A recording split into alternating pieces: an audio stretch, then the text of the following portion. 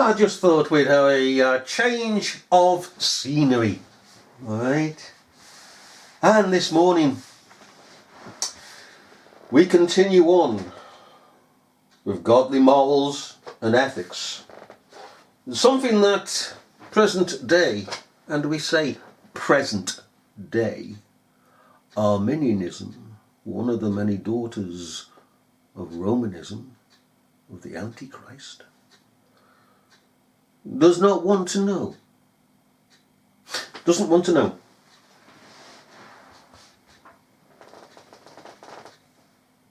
Morals and ethics, where do they come from? Oh, they're defined by... Defined by whom? Are they defined? Oh, we do them. Parliament does them. Society as a whole defines them. And therefore they change as man changes. But there is a set rule, a set code of morals and ethics. And it is the Ten Commandments summed up within the two tables that Moses brought down from Mount Sinai. It is the law of God. Two tables. The first table is towards God, the worship of God. It is commanded, ordered. There is no commandment and order greater than what God has laid down himself to his creatures, that we should love God with all our being. He should be the central focus and idol of our lives, the one to be adored and wholly upheld in the life. The second table reflects the first table. If we are one with the first table, the first tablet of the law, we shall be one with the second. Because the second is born out of the first. Thou shalt love thy neighbour as thyself.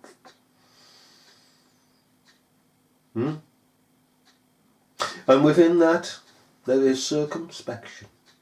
We cannot say, for instance, and we'll be emphatic about this as the scriptures are emphatic, you cannot love your neighbour if your neighbour is being attacked by an oppressor. You have to deal with the oppressor in order to show that you love your neighbour. The strong should defend the weak, should stand up face to face with the oppressor. You cannot love your neighbour if you allow your neighbour to be deceived by the media, by government, by individuals. You're not loving your neighbour if you're not doing the best for your neighbour, and it all begins with ourselves. That we put ourselves in a right position. That we challenge ourselves. We bring ourselves under. We don't allow ourselves to live as we list, as we fancy. But we must learn to walk the way of the law of God, what is true and righteous and holy, acceptable unto God. And it is not acceptable unto God to do anything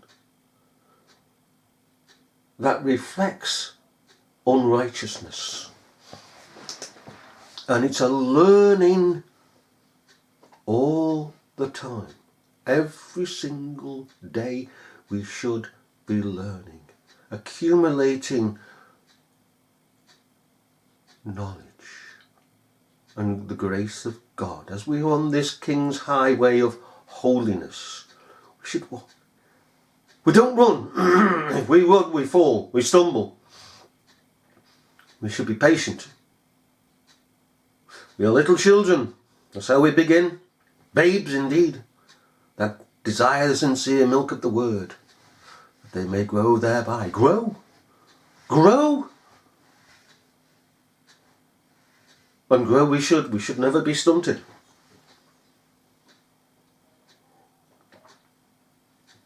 We should not be like, we should not be like the wise virgins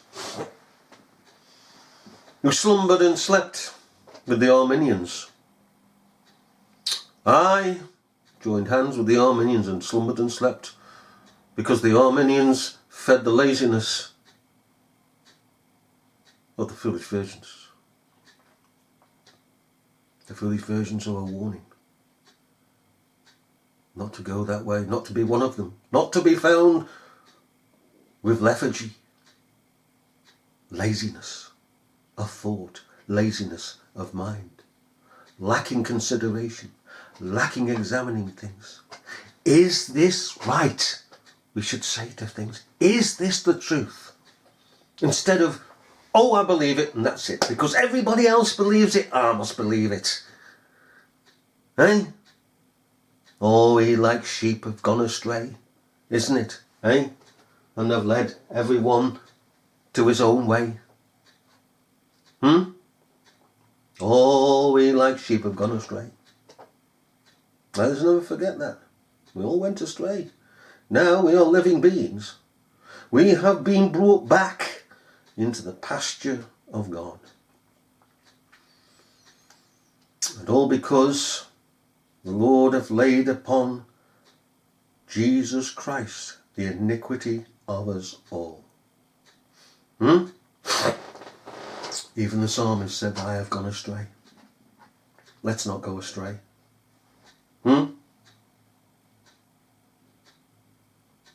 Let us not go astray. Let us be considerate people. Consider this, consider that in life. This is the law. This is part and parcel of the law of God. To be considerate. To understand. To learn to understand. I once said to a neighbour, you're stupid. Woo! That bolted her upright. That's no problem, I'm stupid. There isn't one person in this world that is not stupid. We are forever learning and should be learning. When you were in the pram, did you think, oh, I needed something to eat and get out of the pram and do it? No. And everything else? No. You had parents, teachers and governors, as it were, teaching you. So that eventually you could do it yourself. And then you progress and progress and progress. Continue to progress onwards. That's the same with us. In Ezekiel's vision, do we not have, within the temple and house of God, one within the other, the galleries. We've got the lower gallery, which needed pillars to support it. You've got the middle gallery, again, pillars to support it. Then you got the upper gallery. It had no pillars like the middle and the bottom. Why? Because the upper gallery represents mature Christians, mature outlook. They don't need pillars because they're pillars within themselves. You see, we start off as children, babes in Christ. Then we become youths, or should do. And then we must move on to be men and women of God. Mature outlook. And it is a growing.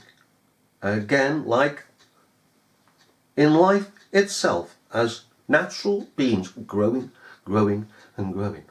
Unfortunately, the multitude of society does not want to learn. It's too darn lazy. And so it is imposed upon. And the government of the United Kingdom, for instance, and the media around the world imposes upon people, and the people don't realise they're being imposed upon. However, that is how it is. Okay, and God sends strong delusions. That people should believe a lie because they don't want to know the truth. And the truth is ascertained by examining things. The more we examine things and come to the knowledge of the truth, the lighter things become in our understanding. More light is introduced. And when we get more light, we see more things and understand more, and are able to deal more with the surroundings that we find ourselves in as pilgrims and strangers upon the earth, passing through. So that when we come to it, a situation, we may have the light of understanding to deal with that situation. If we haven't, then we come back to it at some point in time. It's like a hurdle. If you can't get over the first hurdle the first time, keep coming back to it. You'll get over it. You'll get over it. We'll always get over it. If we continue to push and push and push and push ourselves, we'll get over it.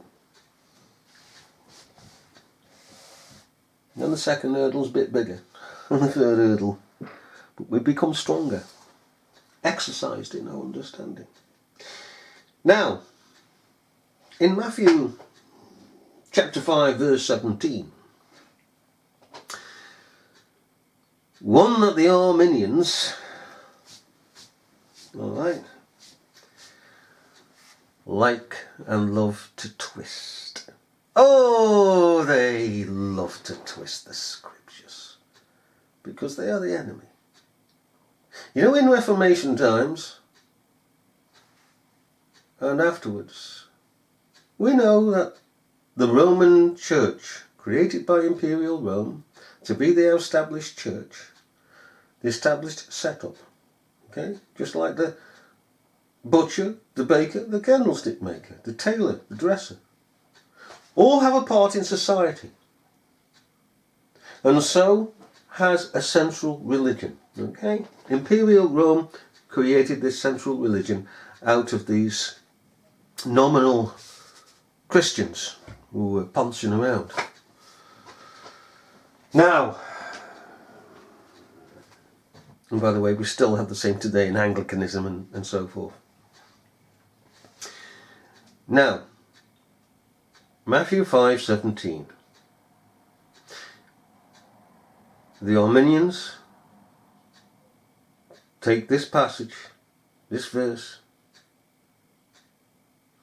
and they take away and add to it, because they can do so in their own eyes. They're blinded to the scriptures. They're not in the world that we are in. The world that we are in as the chosen elect, precious children of God, is an upper.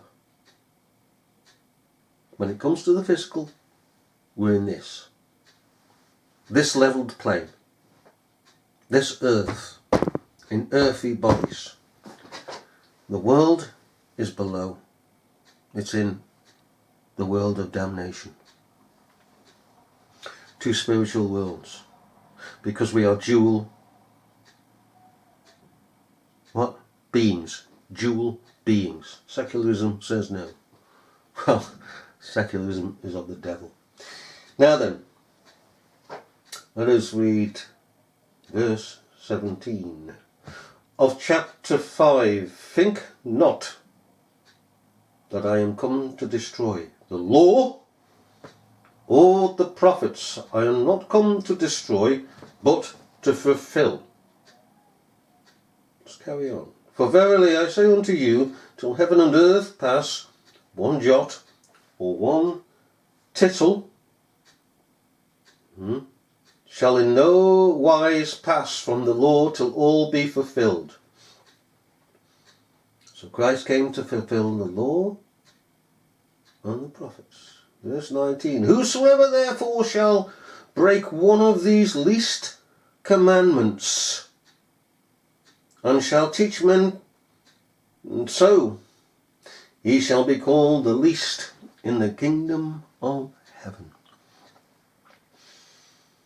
But whosoever shall do and teach them, the same shall be called great in the kingdom of heaven. For I say unto you that except your righteousness shall exceed the righteousness of the scribes and Pharisees, ye shall in no case enter into the kingdom of heaven. Let us go from this last verse, verse 20, and go backwards to the main point, law and the prophets. In chapter 20, Christ says that our righteousness must exceed that of the scribes and the Pharisees. You say, hang on a minute, they hadn't got any righteousness. They were hypocrites. They detested God and righteousness and holiness. They detested the law. No, they wouldn't be bound by the law of morals and ethics. What Christ was saying here to the people in the context of the day was that people looked upon the scribes and the Pharisees as these holy men. Oh, you don't speak against these people. And there's those in the background saying, yes, you do, because they're hypocrites, the children of the devil. They won't cease from all unrighteousness. They're whited sepulchres, the den of thieves, rob widows. They don't care for anything that is of God. But you see, the vast majority of people there would say, holy men, holy men, Father, Father, aye, Father this, Father that, Father the other. And the Pharisees and the scribes loved to have it so. They'd have these people to blow trumpets, as it were, to speak on their behalf, of praise, of the glory of them. Oh yes, and you can still go out today, you know, and you can go out into neo-evangelical circles, and it's pastor says this, pastor says that, my minister says this, my minister says that. Go along to Anglicanism and there's this Ponce standing outside with his crook and his funny hat and his funny dress, and they're all around him. Oh, this is my bishop, this is my priest, this. Get a life, as we say. I mean, this total idolatry is the breaking of the law of God. They are sinners. We're all sinners. They're the worst of sinners because they're hypocrites. They're playing at a form of Christianity. They haven't got Christianity. Else they wouldn't be standing there like Ponces and they would be rebuking people for worshipping them, bowing down and scraping to them. Alright? But the people here, when Christ says your righteousness must be greater than the scribes and Pharisees, this would have pulled the people up. How can we exceed this? Oh! Of course, at the end of the day, our righteousness exceeds every living human being, past, present and maybe future, because we have the righteousness of Christ by the law. It always comes back to the law. Law, law, law. That's what we love. Law of God. That is our passion. Because it reflects God. It reflects God as the moral.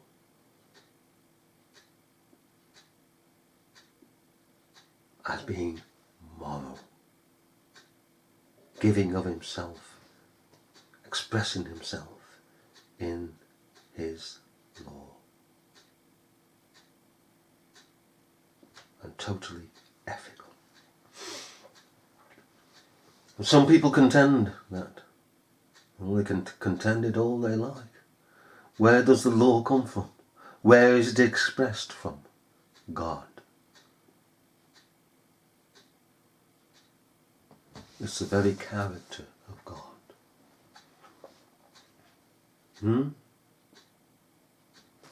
Now Christ says that those who teach the law, in this context, for morals and ethics, it does not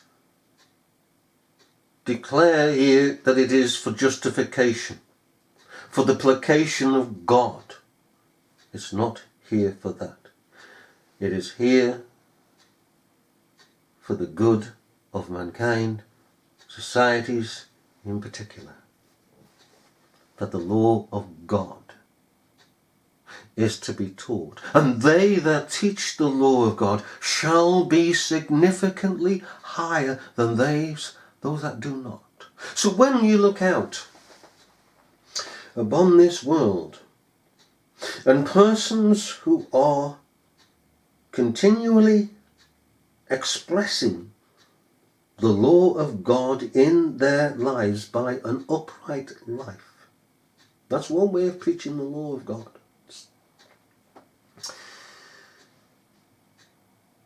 They are significantly higher, on a higher level than others, because they're closer to God by the law of God, law of morals and ethics. Yes, we all reign with Christ. We're all seated in heavenly places with Christ, in Christ Jesus,